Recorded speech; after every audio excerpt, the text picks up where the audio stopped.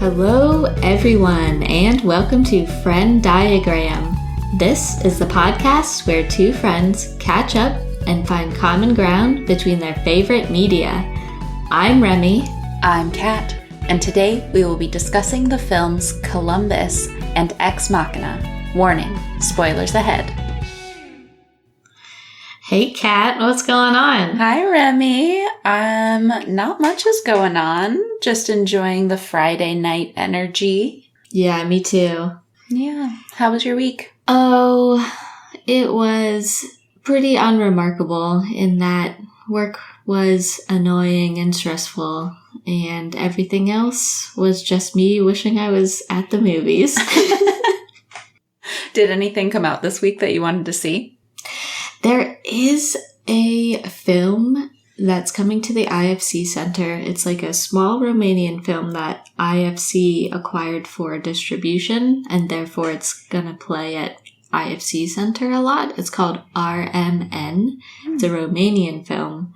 And I entered like a sweepstakes for tickets to like not a private screening, but like a limited edition screening with a Q&A afterwards, but I haven't heard back about it, so I don't think I got the tickets. I'll be like, we get 60 listens a month. You should let me in. Yeah, give me a press badge. Cool. Well, I hope you get those. That would be really cool. Yeah, the film looks really nice. I'll probably go see it at some point anyway. I think when IFC acquires a film, they run it for like a considerable amount of time, so luckily the washout period doesn't seem as swift as like the normal like big chain theaters, and the way that a lot of new films only last like a small handful of weeks. Yeah. It's so easy to miss a film if you don't run out to see it the first couple of weeks, which can be challenging. Yeah, there's nothing here that I am too excited to see. Our theater just got Are You There, God? It's Me, Margaret, I think is coming out this week. So I might go see that eventually, but it's not one that I'm like diving into the theater to see. Looks cute though. Yeah, I've heard good things about that. Yeah. It's been a minute since I've read a Judy Blume book, but you know, I hold her in good regard. Yeah, I think I kind of missed the boat on Judy Blume. Like, I think some of my friends read her books, but I never really got into them. But I know that it's like an instant classic, so. Yeah, I feel like that's like the only new film this week. I guess Sisu is coming out too. That's like more of an action movie. But I'm not seeing a lot of other new stuff.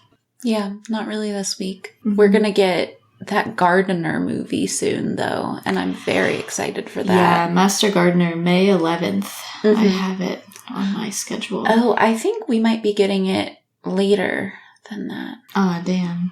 Yeah, I'm also on the same date. Sanctuary is coming out for wide release, I believe. That's the new Chris Abbott, Margaret Qualley film. It looks really good. It's kind of like a chamber drama in that it takes place all in one hotel suite, and it looks like a power struggle between this like executive guy and a dominatrix that he has a regular client relationship with. Looks cool. Yeah, interesting. Yeah. Oh, and there was just like recent news. We're going to get new Yorgos Lanthimos in September. This is the first I'm hearing of the release date for his next film. I forget what it's called. God, how do you even spell his name?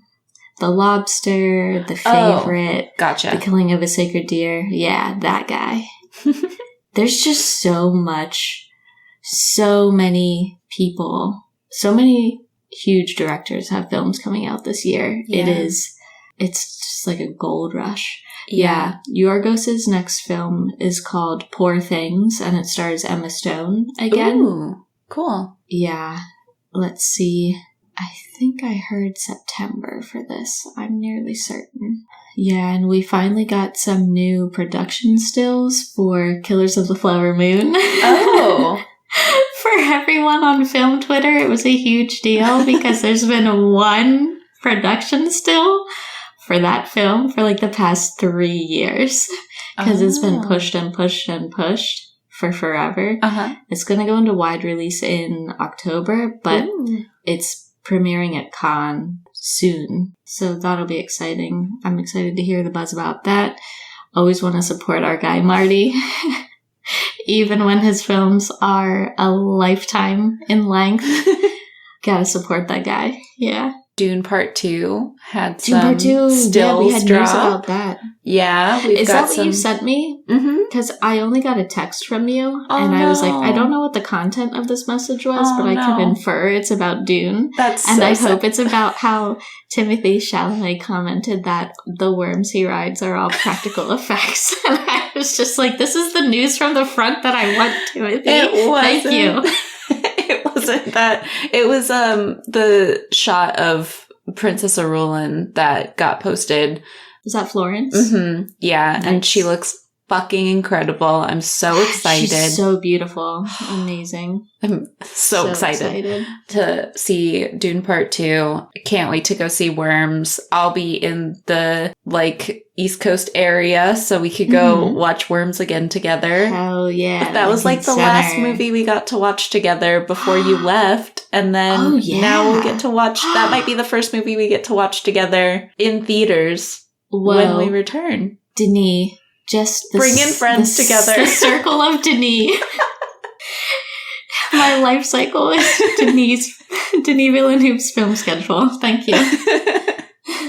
Yeah. So that'll be really fun. I'm excited about that. Oh, man. Yeah. Just gotta get through the summer first. But at least the sun's out. I've been walking everywhere. Oh, yeah. I am getting quite tan already for April, so that's nice. My serotonin is climbing, and I'm feeling good. And I went roller skating last weekend, and I didn't fall. How did that go? I didn't you alive? Die. No, I had a great time. How's your coccyx? It's fine. I did not fall at all. Many children tried to take me out. Listen, children are so unaware of where their body is in space and time. Oh, you don't say. And a lot of them were walking around with these little walkers. And so they would get really, really overconfident. They were walkers on wheels made out of PVC to help them balance. And so they would just go out into the middle where the experienced skaters are supposed to go. So as I worked up, I was moving towards the center, and they would just go in front of you and then fall. And then you'd have to avoid both the child and their huge PVC pipe that they're using. Who did this? And so I would have this subconscious reaction every time it would happen, where I would just stick out my hand and go, no.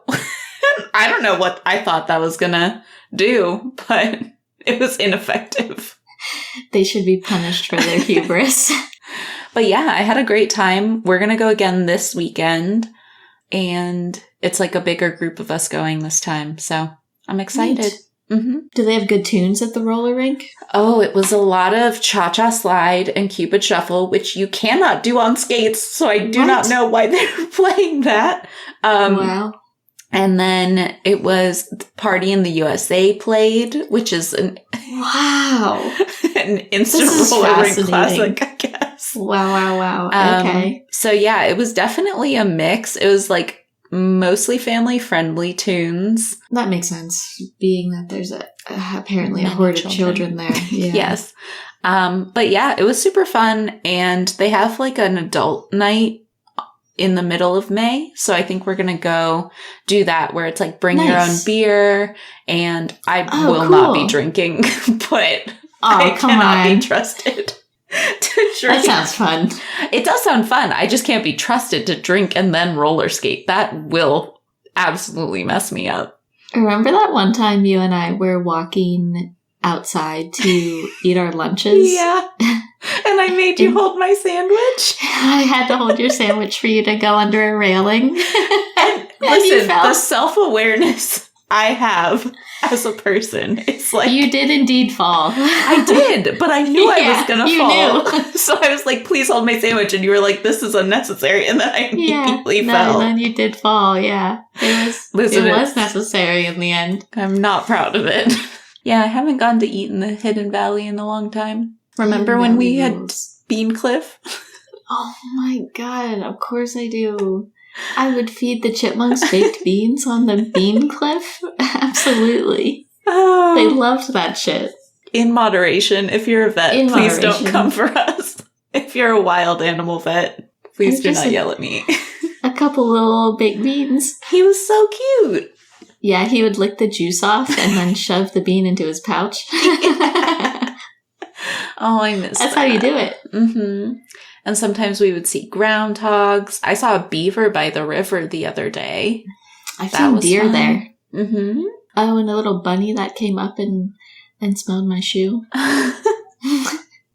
Yeah. The Hidden Valley's great. Yeah, I should go eat down there sometimes.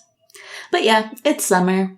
I like the sun, and I'm happy that it's not just like raining all the time, so.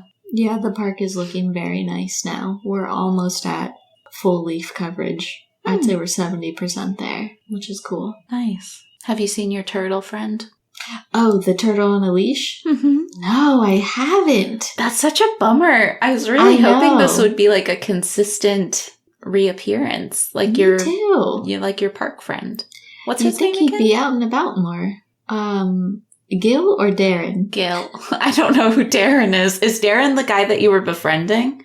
Yeah, Darren works for the park service. Yeah. Yeah. A Darren update.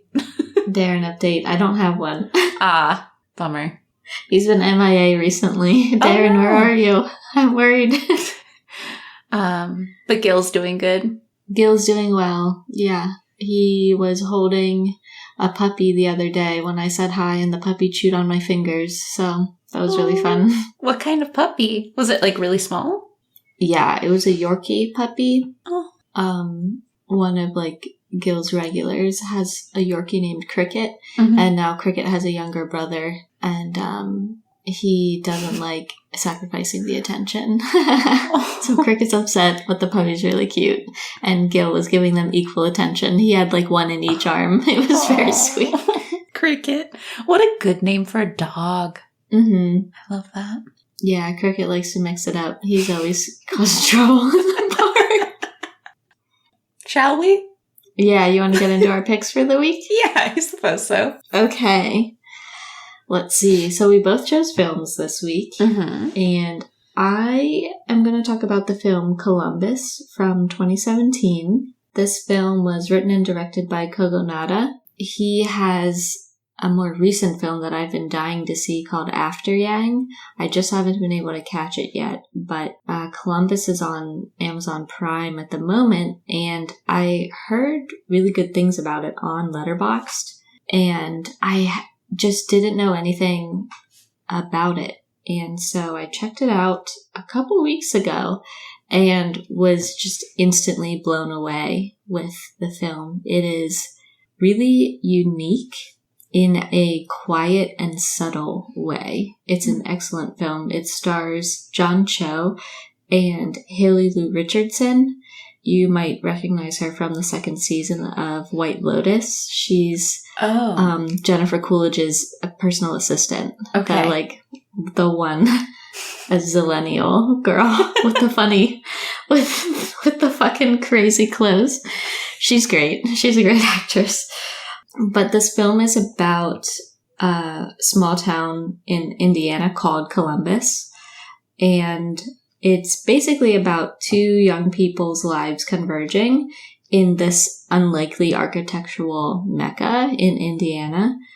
So Haley Lu Richardson, her character's name is Casey, and she's a local in Columbus, and she has a deep appreciation for the architectural beauty of the town, where I forget the reason why, but for some reason a lot of really famous architects have buildings in Columbus, Indiana.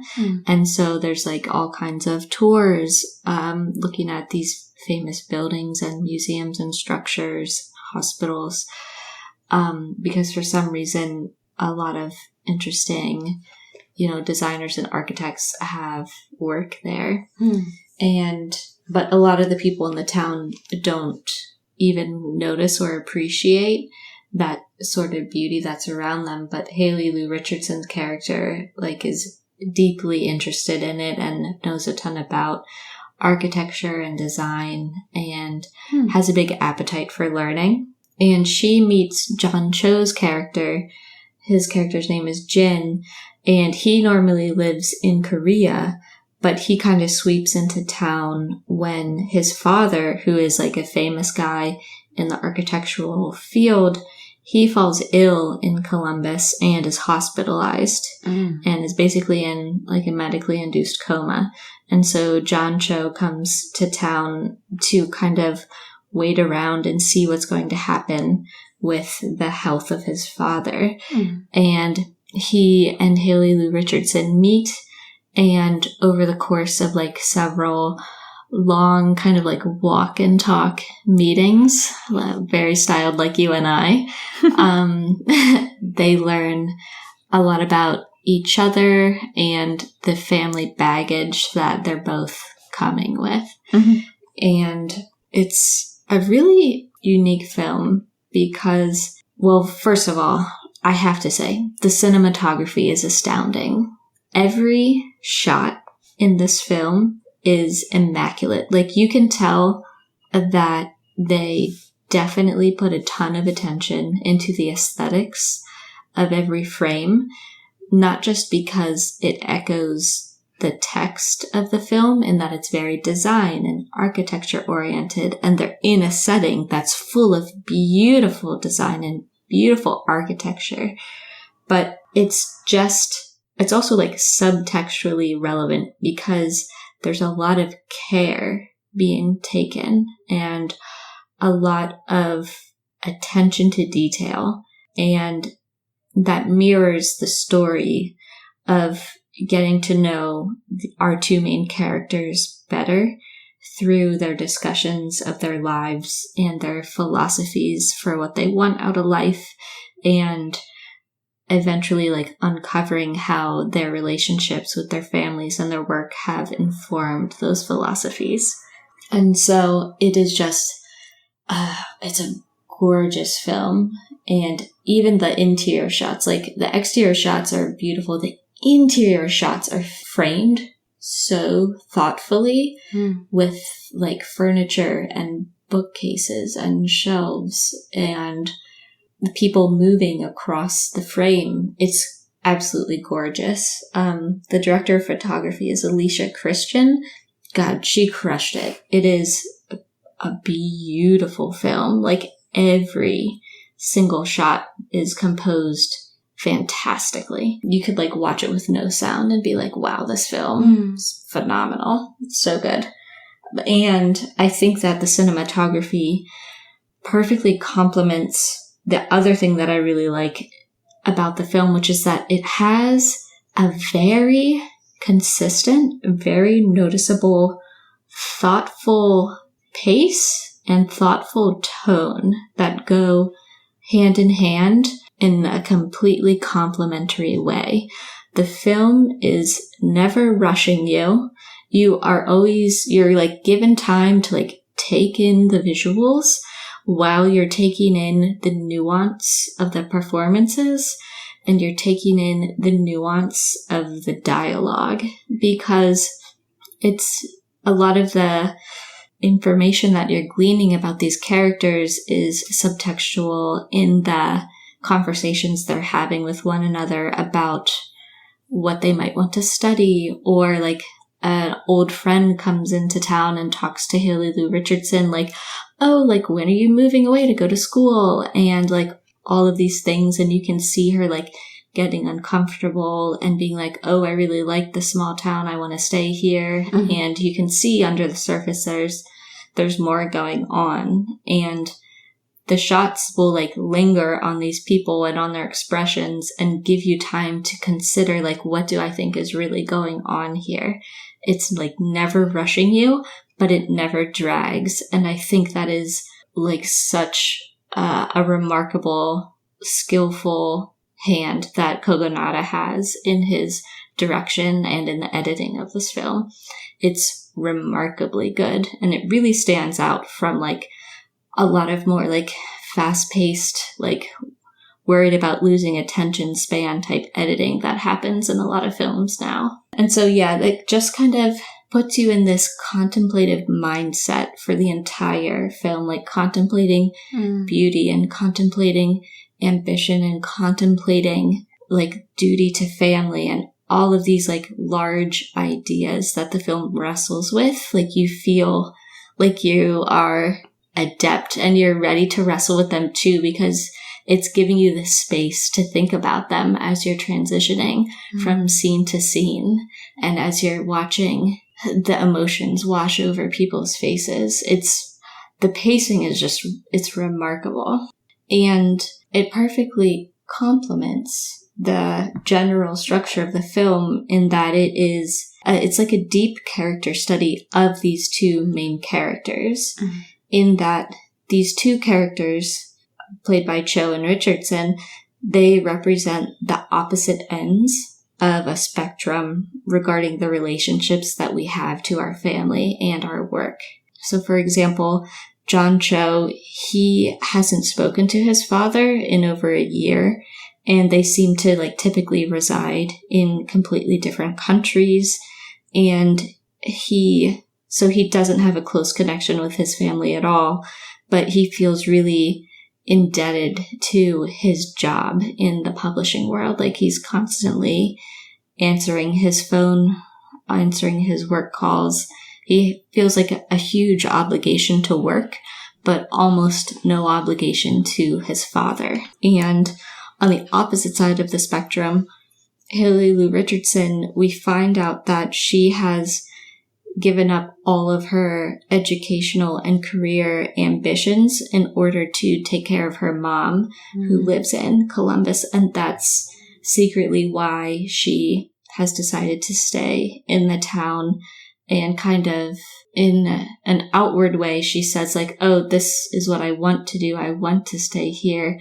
But you can see over the course of the film, she actually feels kind of stifled by her opportunities in that town, because she has a huge appetite for learning and a big passion for architecture and design.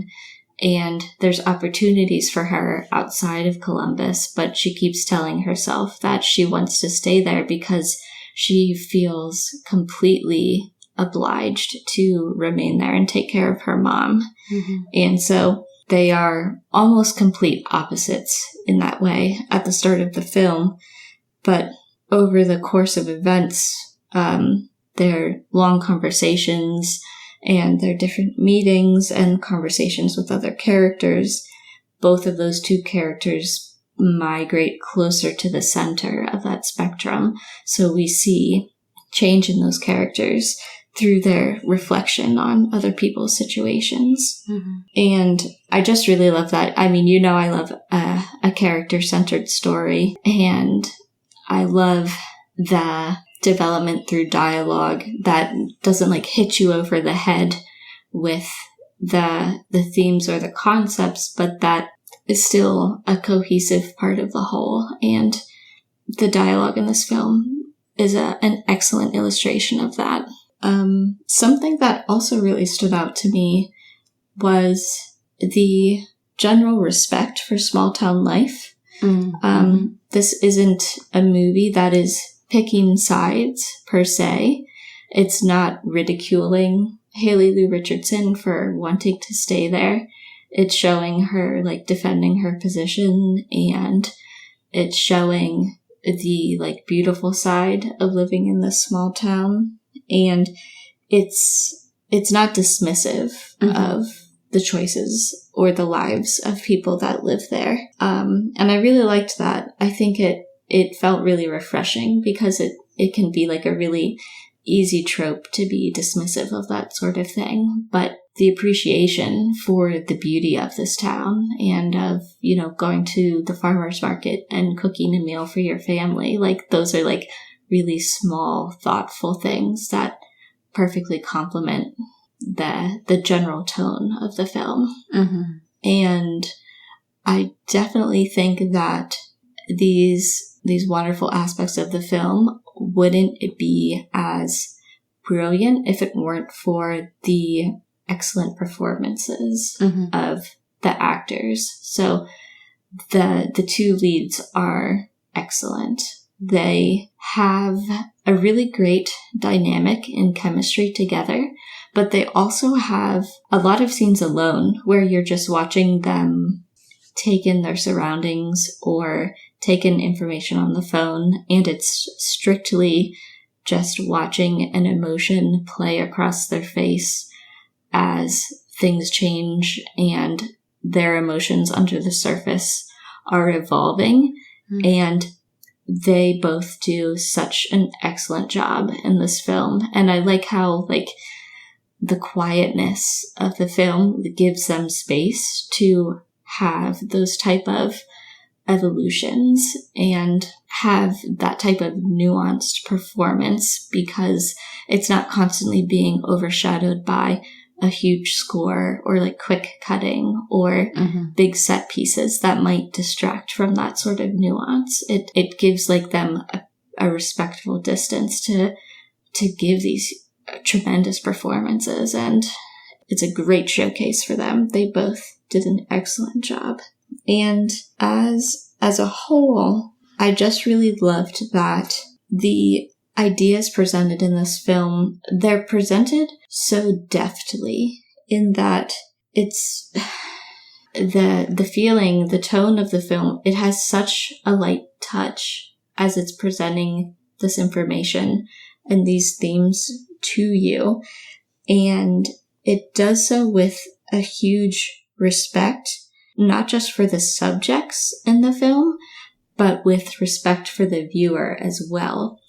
And I think that's apparent in the way that I'm telling you about like the nuance of the performance and the nuance of the dialogue. It's a film where you are like filling in the blanks yourself, but it's giving you all of the information you need at the correct pace for you to fully grasp what is going on with these characters and their journey. And I love that there's a respect for both sides, for like the people in the film and the people watching the film. Yeah. And it's just the synchrony of those things is so satisfying. And so that's one of the reasons why I think the film as a whole, it's just such a self-contained, beautiful project. And it makes me really excited to see anything else that Kogonada does, because it seems like he puts in a huge amount of thought and consideration and respect into these films. And it's just like wall-to-wall consistency for all of those elements. And I couldn't recommend it more. It's a beautiful film in every respect of the word. Yeah, that's definitely sounds like up my alley in terms of a film I would enjoy.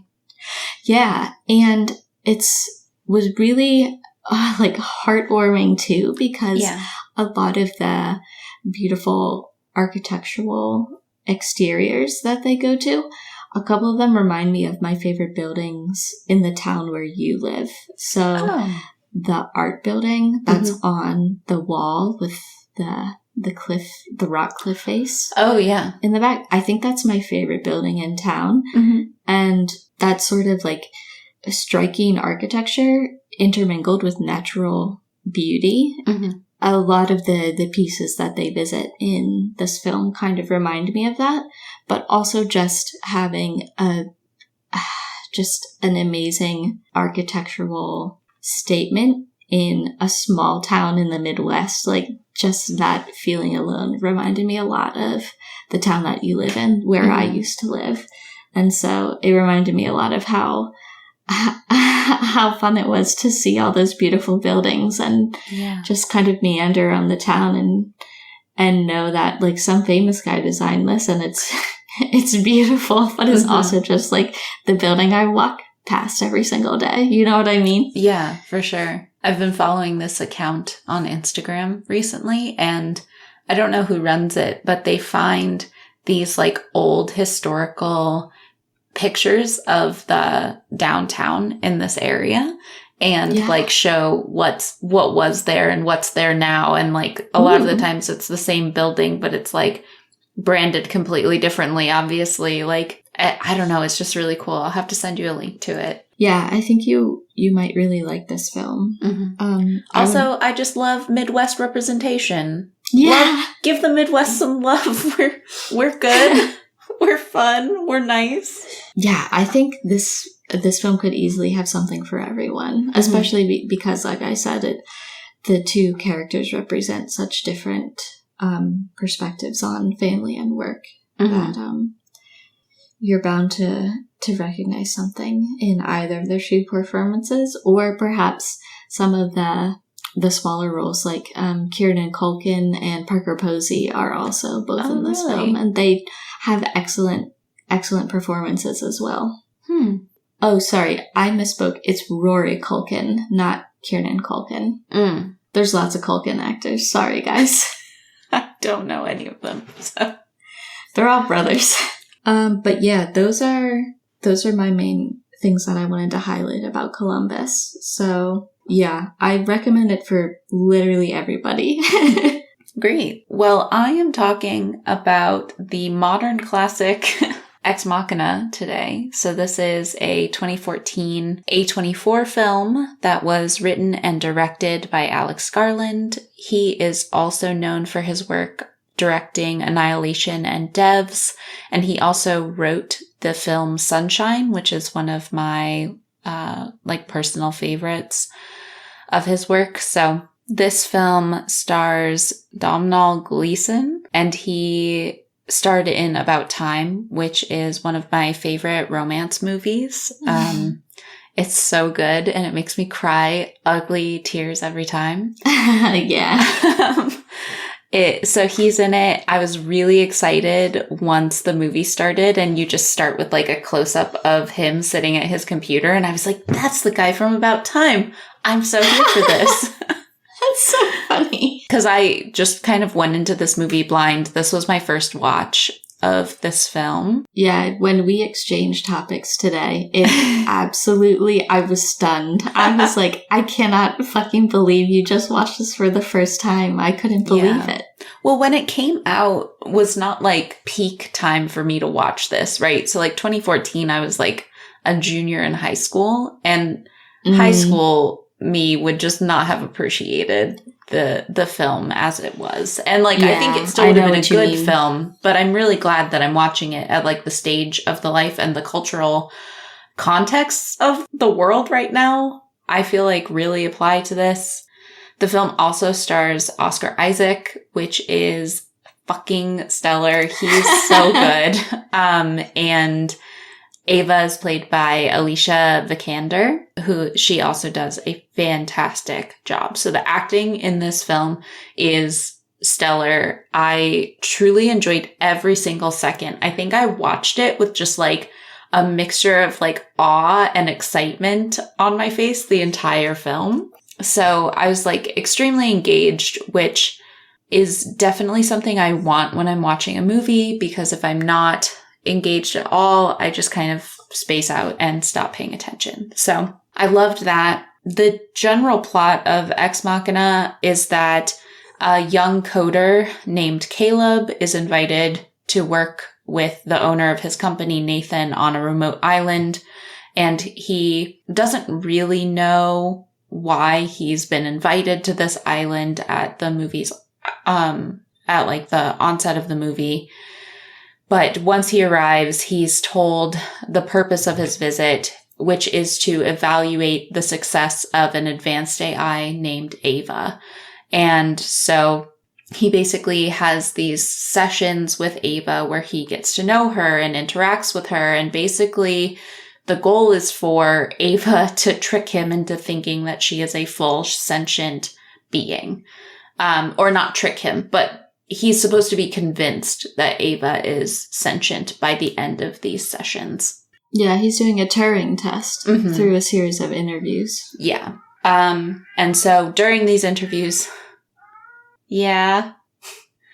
during these interviews, Caleb starts forming like a bond with Ava.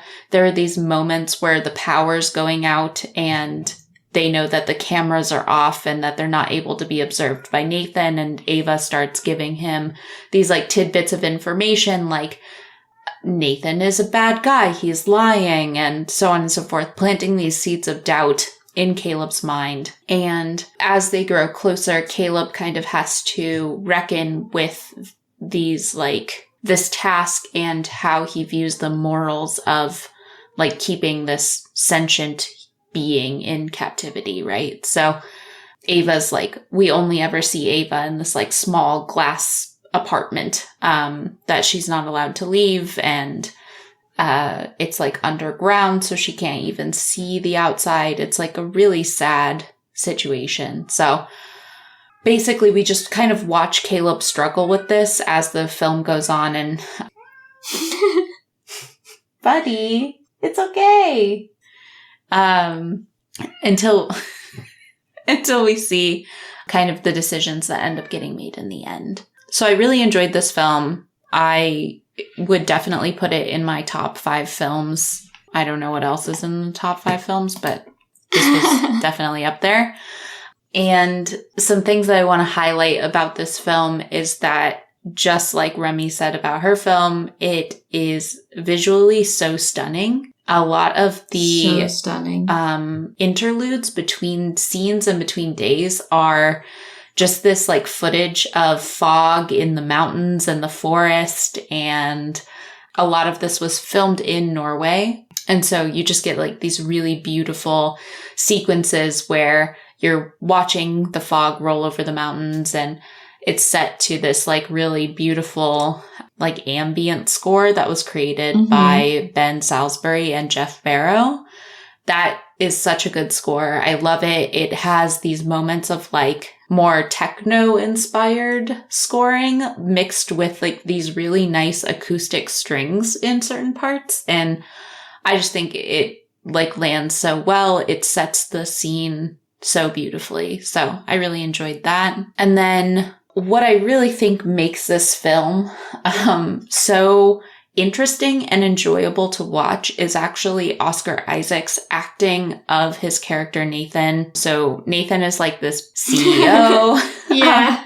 And he's like brooding and ominous and like funny and weird and drunk and just like he's all like of these. Also broy. Yeah, he's I know. So broy. Yeah, he's like trying to bro out with Caleb at certain times. Yeah. Like he's like, I don't want to talk work. I just want to have a beer with my friend. Can we just have a beer? And it's so weird.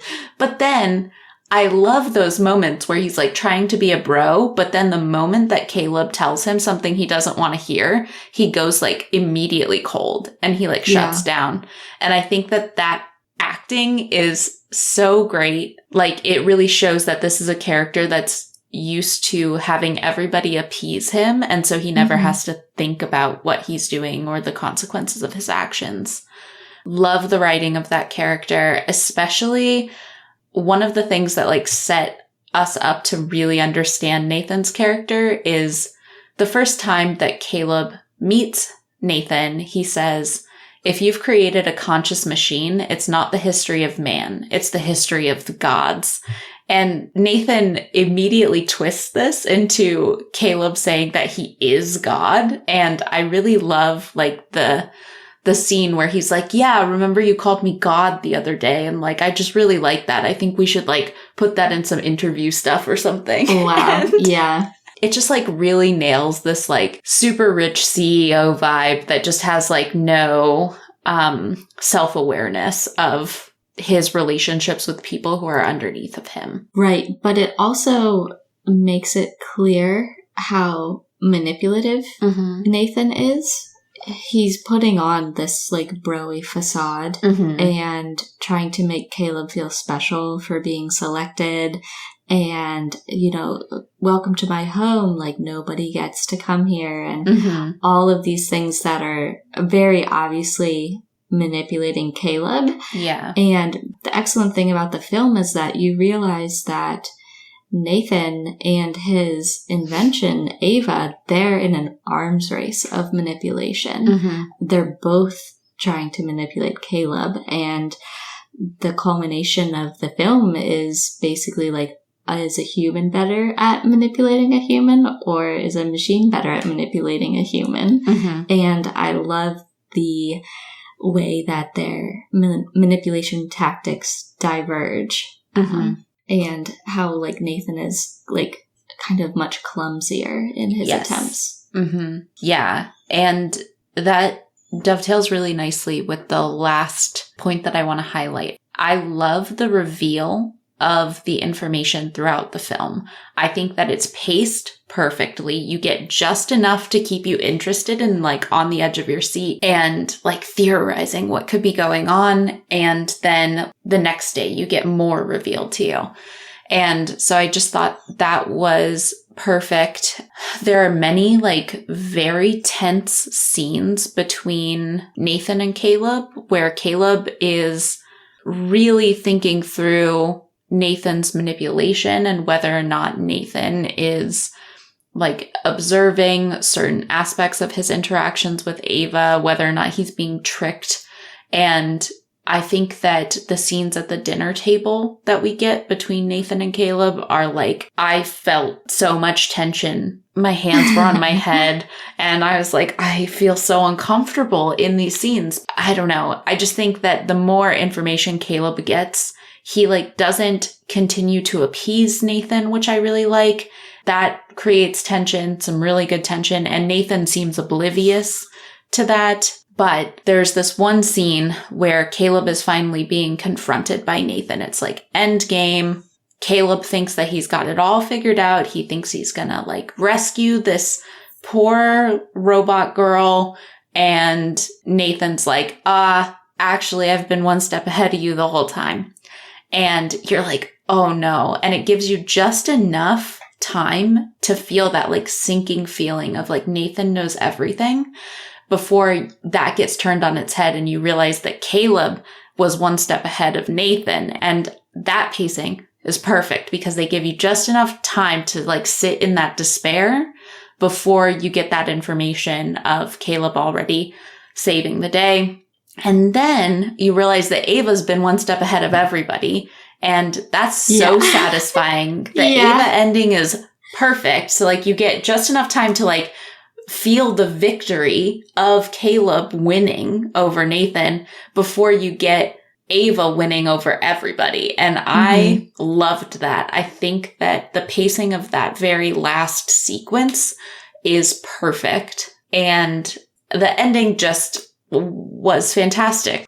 I wouldn't have had it end any other way because you feel so bad for Caleb in the end, but I don't really think that Ava had any other choice. No. Because she's either going to be truly free or be tied to this like savior character who knows who she is and could use that to control her, even though you don't want to believe that Nathan would control her.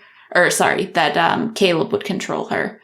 You can't risk that. And I just thought it was lovely. And I like ended the movie feeling like satisfied and not like empty or sad or confused. Like it was just really my kind of film where it had just this logical plot that I followed through to the end.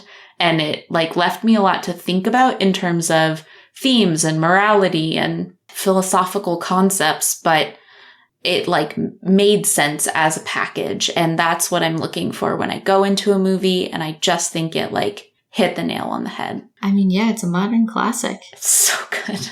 I want to watch it again. Yeah. Alex Garland is an amazing person. He's an amazing writer, amazing director, excellent ideas, excellent execution. Everything he does, he hits it out of the park. I'm so curious to hear what you think of Men because I didn't watch that. That's one of the only films of his that I haven't watched. Did you enjoy that?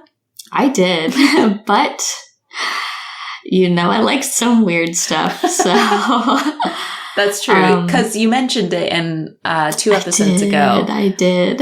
Where you said, I've been like prepping for the Olympics for Beau is Afraid. I know. Do you want to hear my Letterboxd review of Men? It's very short. My review states, is Alex Garland okay? Wishing him the best. Great film.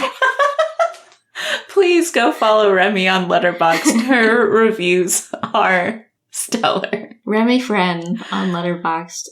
Yeah, I really liked Men. I'd be happy to talk about it. I have it on my like short list of potential pod topics. The first couple of acts, I had like a feeling that I get occasionally where I'm like, how did this guy writing and making this film know so well what it feels like being a woman in this situation, where like he perfectly encapsulates this type of unease verging on terror of this situation.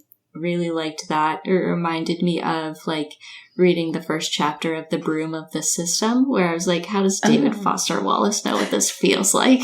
It's much like that. It was really great. Jessie Buckley, she is a phenomenal actor. She crushes it. Rory Kinnear, what a fucking creep he is in that movie. It's great. And then like the final act is just so off the rails. And I was like, wow, holy shit, this is incredible. It's not without its flaws, but I would love to discuss it in depth with you if you ever end up watching it. Yeah, that sounds great. Yeah, I mean, I have been really wooed by Alex Garland's previous works, so... Yeah, and I've said it before, I'll say it a million times, you gotta watch Devs. I do, yes. I did not realize he was involved in Devs, and now I, like, really have to watch it. Yeah. I will do Hulu. It. And you know me, I don't like watching things by myself anyway. Yeah, did you watch this movie alone? No, Scott watched it with me. Cool. Yeah. He's already seen it, obviously, because he keeps up with the times, but... I don't know, I really liked it. I thought it was going to be like one of those dude movies, you know, where they're like good, but like every guy that you date tells you need to watch it. Like V for Vendetta. Like V for Vendetta was great, but it's also a dude movie where they're like, I know what you mean. You gotta watch it. Yeah. Blazing Saddles. It's fine. Every boyfriend I've ever had has been like, we gotta watch Blazing Saddles. And I'm like, Wow. Fascinating. That's hilarious. I'm trying to think of a comp from the people I've dated. What the hell have they even liked? Can't remember. It's like they don't exist. Oh, my least favorite boyfriend. You know what movie he loved? True Romance. That's a huge red flag movie. I don't even know what that is. I've never even heard of that movie. It's a movie from the 90s. QT co-wrote it with Tony Scott, I want to say. I think Tony Scott directed. God, I hope this is right. Let me double check. Tony Scott, directed by Tony Scott and written by Quentin Tarantino. Quentin Roger Tarantino. Avery. Yeah, that's another... what I mean when I say QT. Got it. I was like, QT? I don't know who that is. Yeah, it's but it's a Gary troubling Oldman view on romance. Yeah, Gary Oldman is fucking bizarre. But I love There's lots him. of people in it. Yeah. Anyway, if this is your idea of romance, you should talk to someone about that. I love that. Oh, perfect. We've got to do our diagram? Do we still have to do our diagram? We do still have to do our Venn diagram. We're just dunking on exes right now. What did these two films have in common? You want to start? You want me to start? I can start. One thing that I had written down was that you kind of mentioned that there are multiple, like, long walks that your two characters take, to get to know each other, and they're, like, discrete hangs, I guess. And you could arguably say that something similar has happened with each session with Ava, where Caleb and Ava are having discrete hangs where they get to know each other. Yeah, you could definitely put it like that. Definitely very, like, small, concentrated casts for both of these as well. Like, just, like, two main people in every scene and then like a couple other characters that support. Definitely small casts in limited geographical areas. Yeah, for sure. I had aesthetics written down, so both films had like really great just visuals and scene composition. Loved it. Yeah. I had beautiful architecture highlighted by beautiful cinematography. Nathan's fucking house in Ex Machina. Yeah. Holy shit. That is, I mean, it's so incredible. Like, there's a reason they chose that as the home of the richest person in the world, because it's like, that's the best fucking house in the world. Yeah. It's so beautiful. Oh, so beautiful. Yeah. Pacing. We both really loved the pacing. I think the pacing of both of these films leaves room for the viewer to mull things over as the plots are unfolding and as character information is being revealed. It gives you time to think as you're viewing these beautiful structures and landscapes. Yeah, and sure. I think that really aids in the user experience of both of these films. Yeah, especially with the interludes between like the sessions, because it gives you so much time to process what was just said in the previous session. So good. Formulate your theories, and you're not like being constantly having information thrown at you the whole movie. Exactly. I love that. So good. Well done. Yeah, and another way of saying that is great direction. Yes. In both cases. For sure. Great job, everyone. Great job, Alex. Great job, Kogonada. Loved it.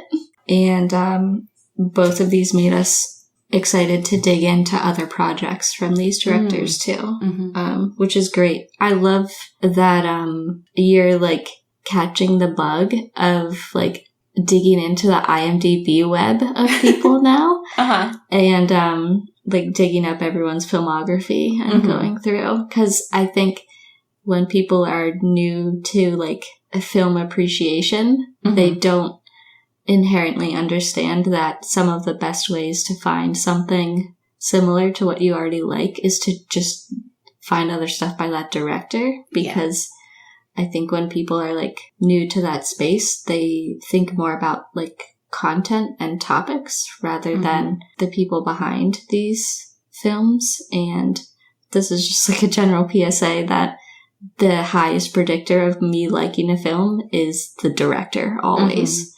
It doesn't fucking matter what the film's about usually. Yeah. But yeah, someone like Alex Garland, I know that it's an automatic yes of a watch from me when I see his name attached to something.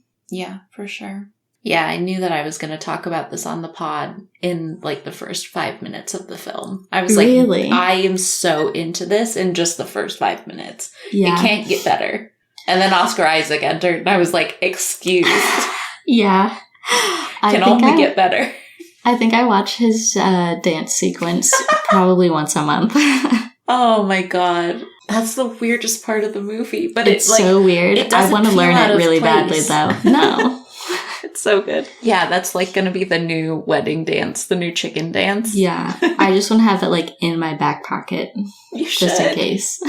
Yeah, just really good film. Really glad that I ended up watching it, because it could have just fallen through the cracks, because Scott didn't know that I hadn't watched it. He was like, you haven't seen this? I know, that's exactly what I said. And I was like, no. It's like one of those films that is so good, but you always assume everyone's already seen it, so you never recommend it, because it feels ubiquitous, because it is so excellent, that it's like, I never think to say it to people, but then I turn around and people are like, I haven't seen it. And I'm like, what is going on with you? Yeah, it's like how I've been trying to get Corey to watch Children of Men for like 6 months now. I'm like on this campaign of like, I know you like my Rex. We have very similar taste. Why won't you watch this amazing movie? Come on. I don't know. It's a modern classic. Oh, it's a modern classic, Kat. It might be a little stressful for you. Oh, but no. It's nothing to the levels of like Beau is Afraid or anything like that. But it's one of those rare films. I think it's from 2005, I want to say. Alfonso Cuarón directed it. Oh, okay. And I brought this up in my Bond pitch, which Yeah. is why it might sound familiar. Over the past, like, 5 years, it's gotten, like, harder to watch because it's set in, like, a dystopian future. And since 2005, we've crept, like, disturbingly close to the world of Children of Men. And it just, it's hard for me to watch now because I'm like, what the fuck? How is all of this so plausible now? It's disturbing. Yeah. But it's so good still.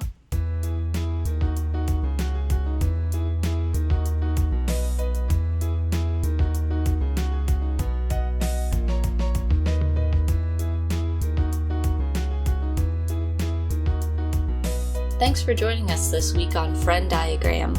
Thank you to Tyler Seek for the creation of our intro and outro music. Did you take any of our recommendations? Have any thoughts on the show? Let us know at frienddiagrampod@gmail.com, and we might read your email on a future episode.